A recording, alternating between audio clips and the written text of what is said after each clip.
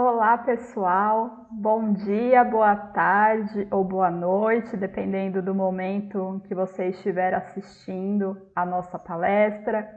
Seja bem-vindo mais uma vez a esse momento de reflexão semanal. E nesse momento gostaria de convidar a todos a serenarem os pensamentos por um instante e vamos juntos agradecer a Deus e ao Mestre Jesus por mais esta oportunidade de aprendizado. Que assim seja, graças a Deus. Bom, então nós vamos continuar no estudo do livro Opinião Espírita. Hoje é um tema bastante interessante, todos são, mas hoje eu achei bastante pertinente falar sobre isso, talvez seja algo que nem sempre a gente fale, que é o medo e a mediunidade. Então, já começando, né, a mediunidade é um tema que para quem tem pouco contato, nunca frequentou um centro espírita, ou até já realmente tem uma mediunidade mais ostensiva, mas não entende exatamente por quê, como tudo isso acontece, é algo que realmente pode trazer medo, pode trazer muito receio, pode trazer bastante estranheza, né? E nós vamos falar um pouco sobre isso aí ao longo dessa palestra, né? Já falando um pouquinho mais ainda sobre o tema, vamos relembrar que todos nós somos médiums, sim, pode parecer até estranho falar isso, mas médium é aquele que faz a intermediação entre os dois planos, o plano dos encarnados, que somos nós aqui, e o plano dos desencarnados. E realmente a gente fala aqui sobre mediunidade, sobre médiums para aqueles que têm de forma ostensiva, então que realmente se comunicam com o irmão no plano espiritual, tem sensações, faz uma psicografia. Mas quando a gente pensa que nós somos influenciados o tempo todo, recebemos conselhos, recebemos algumas instruções pela nossa inspiração, pelo nosso sexto sentido realmente, então nós, mesmo em grau muito pequeno, somos médiums, tá?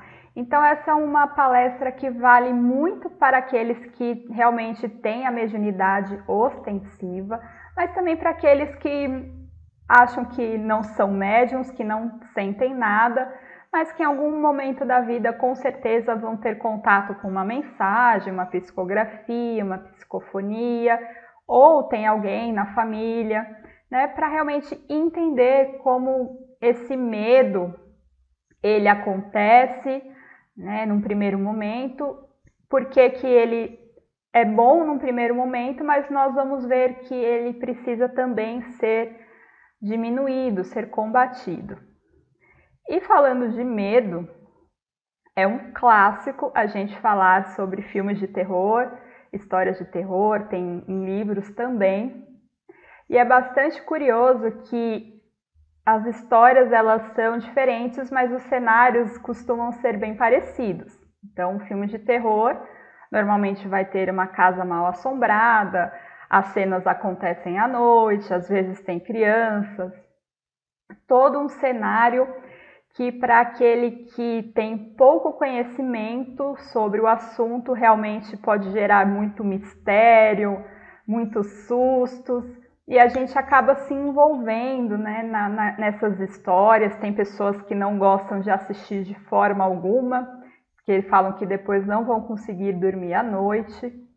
Mas aqui eu só queria colocar que alguns dos acontecimentos nesses filmes de terror são mediunidade. E quando a gente estuda, entende um pouquinho mais, tem um pouco mais de contato, a gente vê que alguns filmes, inclusive, são até um pouco bobos, mal feitos, né? Então, pancadas na parede, que tem muito nos filmes, pode ser uma mediunidade de efeito físico.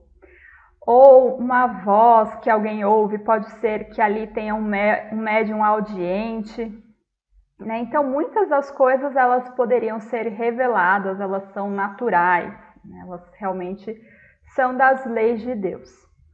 Mas eu não vou ficar aqui falando de filmes de terror, porque eu entendo, nós entendemos que realmente na nossa vida real, no nosso dia a dia, que não é um filme de terror, existem sim aquelas pessoas que têm a mediunidade mais ostensiva, né, e pessoas que convivem com essas pessoas, e nem sempre esses médiums tiveram a oportunidade desde a sua infância, desde a sua juventude, de frequentar de repente um centro que trabalhe seriamente com a mediunidade, faça um trabalho no bem, ou também não teve acesso a muito conteúdo sobre o assunto. E a mediunidade ela começa a aparecer, ela começa a se manifestar. Algumas vezes essas pessoas sentem a proximidade dos irmãos que ali buscam um socorro, buscam um auxílio, mas vem em forma de taquicardia, vem em forma de sudorese. Algumas outras pessoas também podem, com bastante ostensividade, ver vultos dentro de casa, por exemplo. E tudo isso assusta realmente muito para aquele que está desavisado, que busca informação, às vezes pode até achar que está doente e não encontra essas informações, né? E já falando aqui que mediunidade não é uma doença, é bastante importante a gente falar disso. Mediunidade ela é uma ferramenta de trabalho que deve ser utilizada como uma ferramenta de caridade, uma ferramenta para o trabalho no bem. Mas nesse primeiro momento ela pode sim causar medo, mas por misericórdia divina, vamos imaginar que essa pessoa então encontra alguém um dia e fica sabendo que existe um local, um centro espírita, e a pessoa comenta: não, eu fui lá, eu passei numa consulta espiritual, eu fiz uma cirurgia, eu conversei com alguém que me deu algumas instruções, eu acho que você deveria sim ir lá, vai te fazer bem, tenta aí, vê se você melhora. E aí o médium pensa assim: pronto, agora realmente eu sei que tem alguma coisa errada comigo, né? Mas supera um pouco esse medo e vai até o centro espírita. E aí a mensagem, ela dá um exemplo, né, de três frases aí que os médiuns podem pensar, né? Então, eu sinto a mediunidade, mas eu temo a mediunidade. Eu gosto das reuniões espíritas, já fui, já frequentei, já experimentei algumas coisas, contudo eu tenho medo de comparecer, né? Talvez tenha ido, participado de um trabalho, tido sensações, ou escutado alguma instrução e ficou com receio.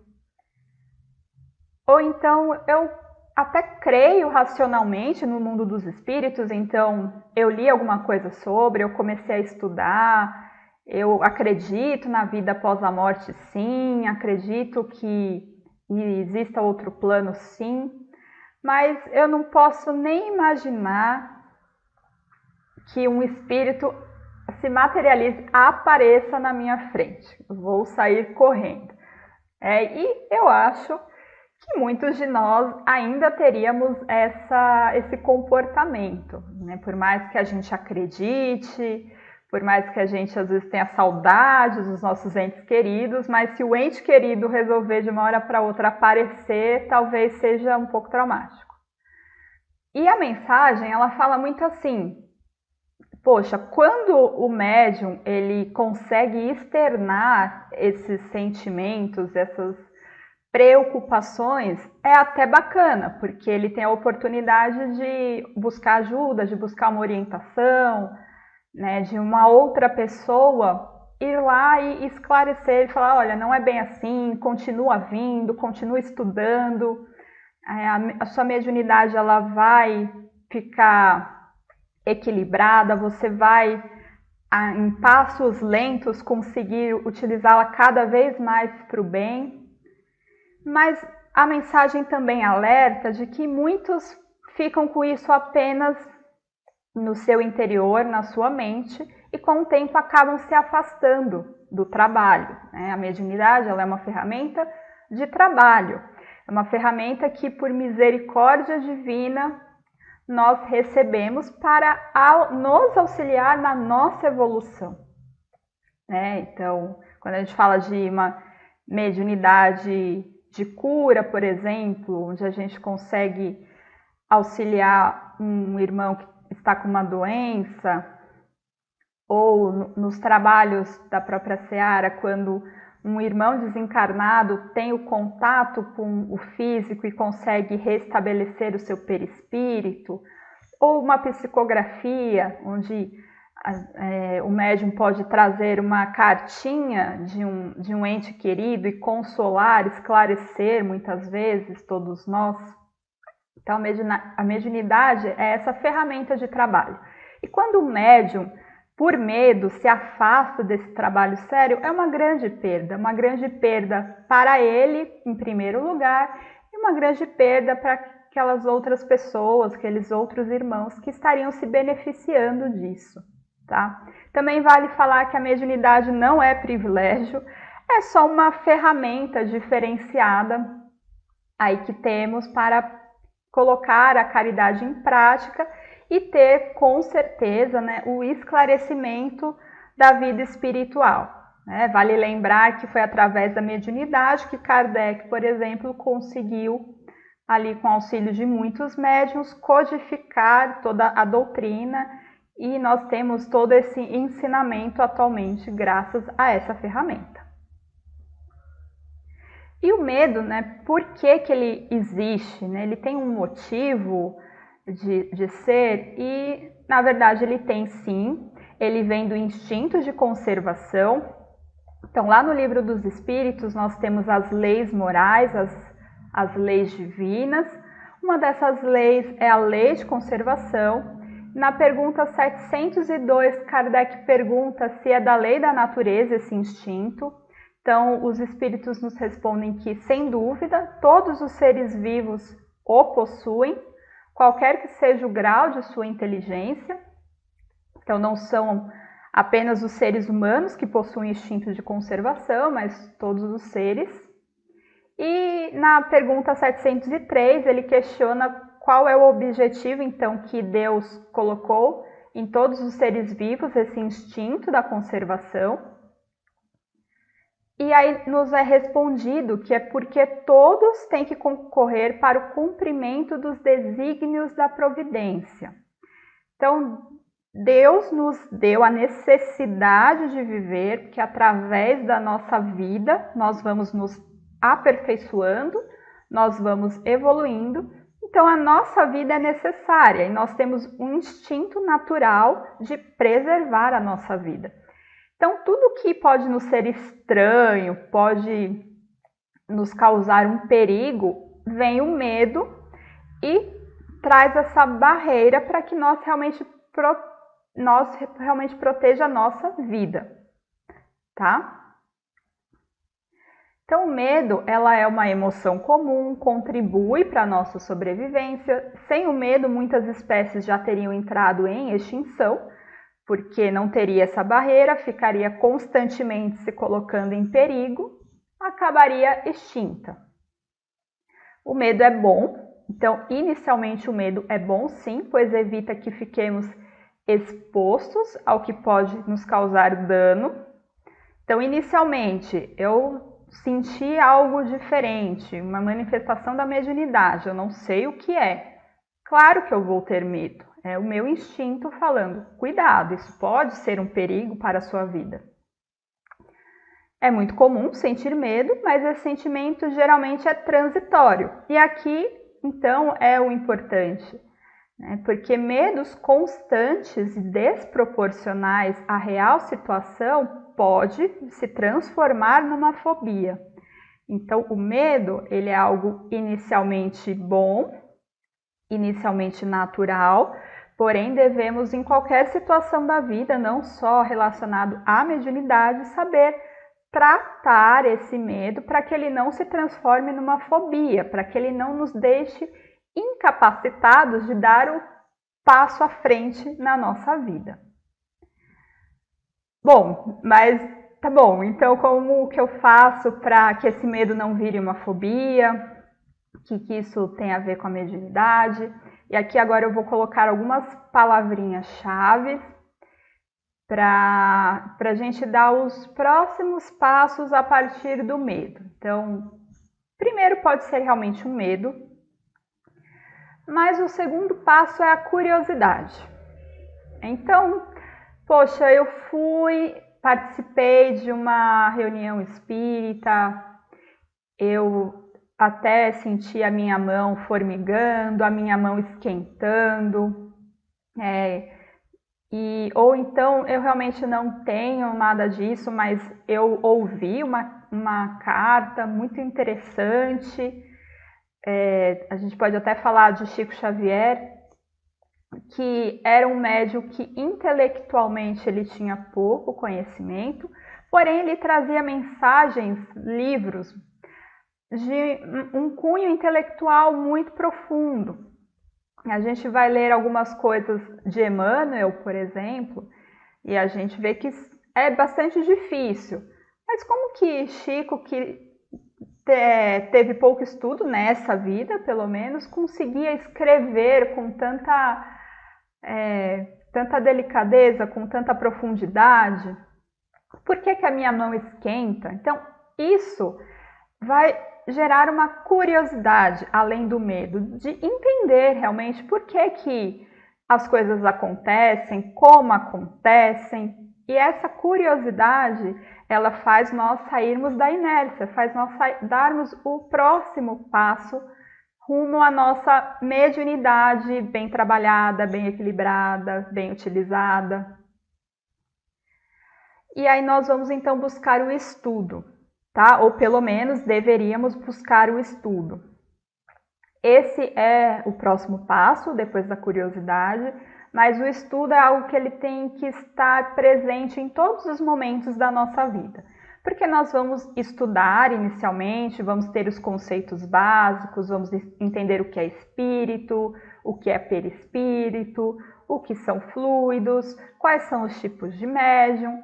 Porém, a gente vai cada vez mais se aprofundando, a literatura ela é muito extensa e a gente precisa o tempo todo estudar para não ser enganados por espíritos que ainda não desejam o nosso bem, ou para quando nós tivermos uma sensação, a gente entender realmente o porquê daquilo. O próximo passo, então, é o autoconhecimento.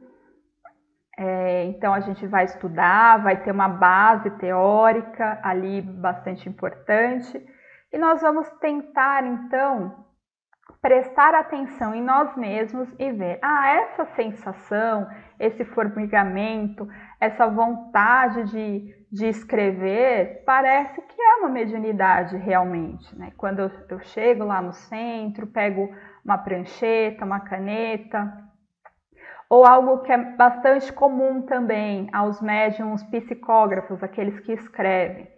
Será que não é da minha cabeça essa história, né? Será que eu não... É um medo mesmo, né? De realmente escrever a história de alguém e não ser verdade, ou ser algo que é da cabeça.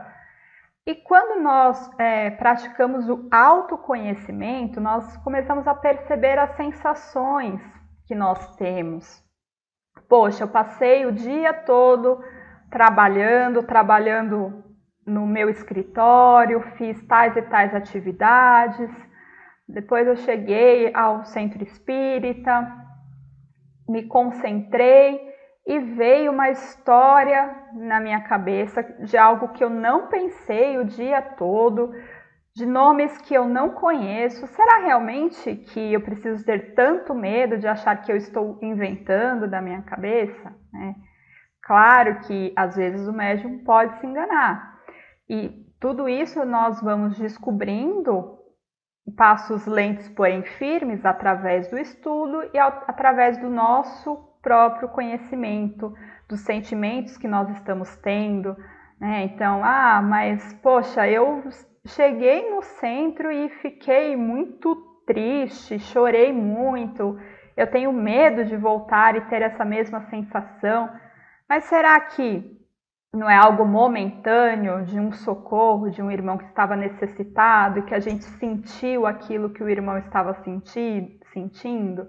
É o prestar atenção. Se durante o dia eu estava tranquila, eu tive um dia comum, será que aquilo não é pontual? Será que eu não consigo separar aquilo também, não levar para casa após o trabalho? Tudo isso a gente descobre com o estudo e o autoconhecimento. É importante também a interação com os outros, essa troca de informações. Sempre é importante essa interação. Eu estudei tal assunto, comenta tal assunto. Nas nossas aulas online, a gente reforça muito que as pessoas, após assistir os vídeos, vá para o Google Classroom, justamente o Google Sala de Aula, né, justamente para responder as perguntas, ler os comentários dos outros, porque essa interação ela é muito saudável para ver se o que a gente está estudando é algo que o outro está estudando, se a dúvida que eu tenho é a dúvida que o outro tem, se a sensação que eu tive é uma sensação que o outro também teve. Quando a gente está caminhando junto com uma outra pessoa num assunto, numa dificuldade, tudo fica mais fácil, porque um ajuda o outro. Então, precisamos, no nosso próximo passo, colocar a mediunidade em prática. Tá? E aí é a importância, o convite que os irmãos nos fazem de se realmente você tem essa mediunidade ostensiva, você recebeu a oportunidade de trabalhar num local sério, continue, persista, tenha muita disciplina, porque a prática, nós sabemos, leva à perfeição, né? No caso, uma perfeição relativa, mas quanto mais nós praticarmos, mais nós vamos nos sentir confortáveis com essa ferramenta e mais nós vamos ser ferramentas da caridade. Já mencionei então que a mediunidade é uma ferramenta para fazer o bem ao próximo, para trazer instruções, para trazer consolo, para trazer um apoio ali no momento que um irmão nosso está necessitado. E por fim, um último passo, mas na verdade todos esses passos eles precisam ser recorrentes, é a fé. A fé em Deus, a fé de que Deus é soberanamente justo e bom.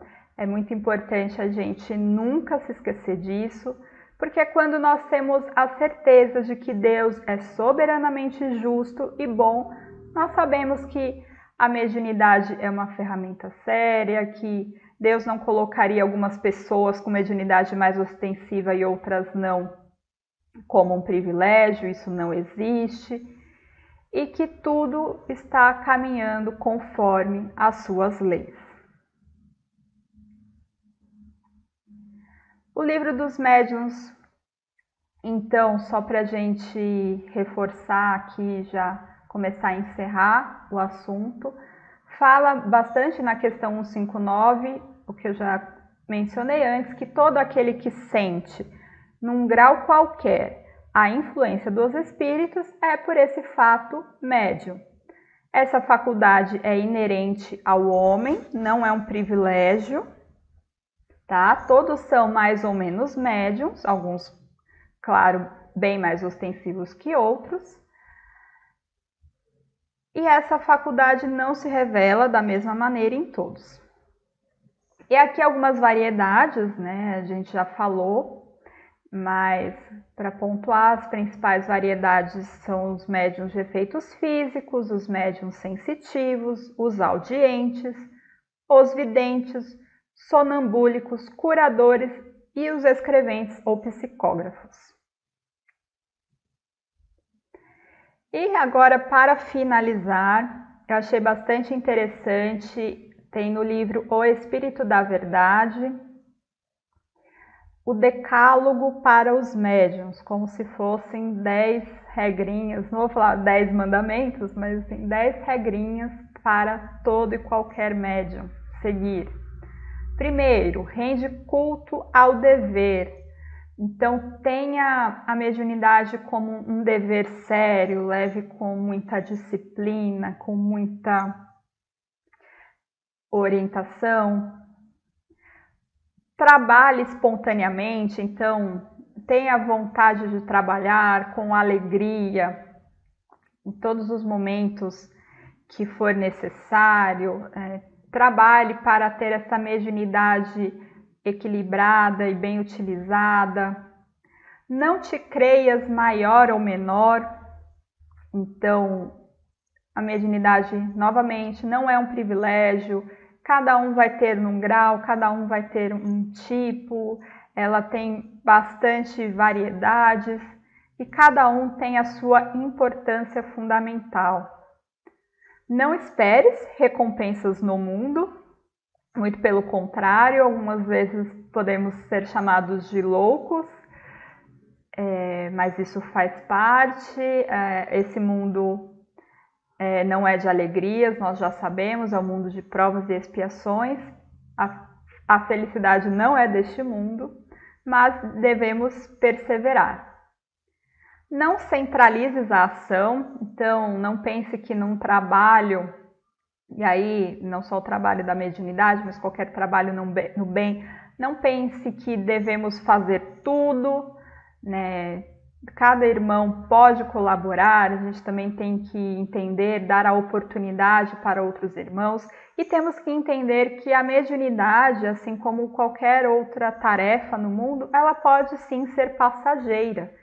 Então hoje eu posso estar exercendo determinada função, daqui a pouco eu vou exercer outra função e não podemos nos melindrar por isso, isso é natural.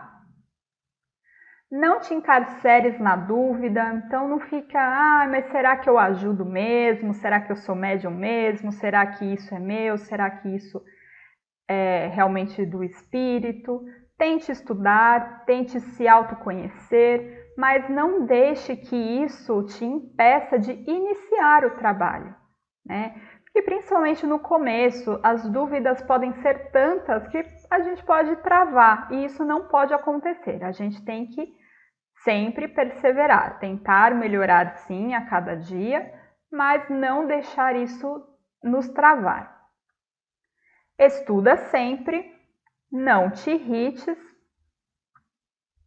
desculpa incessantemente, né? Então, bem importante, e não temas perseguidores, não tema aqueles que podem te ridicularizar, não temas aqueles que podem te perseguir.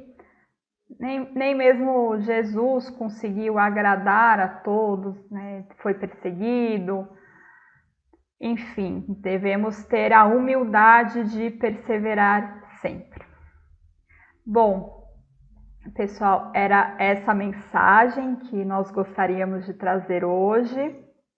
Espero que tenha sido uma boa reflexão. Agradeço a atenção de todos e vamos novamente agradecer a Deus e ao Mestre Jesus por essa oportunidade de recarregarmos as nossas energias para mais uma semana de muito trabalho no bem. Obrigada e até logo.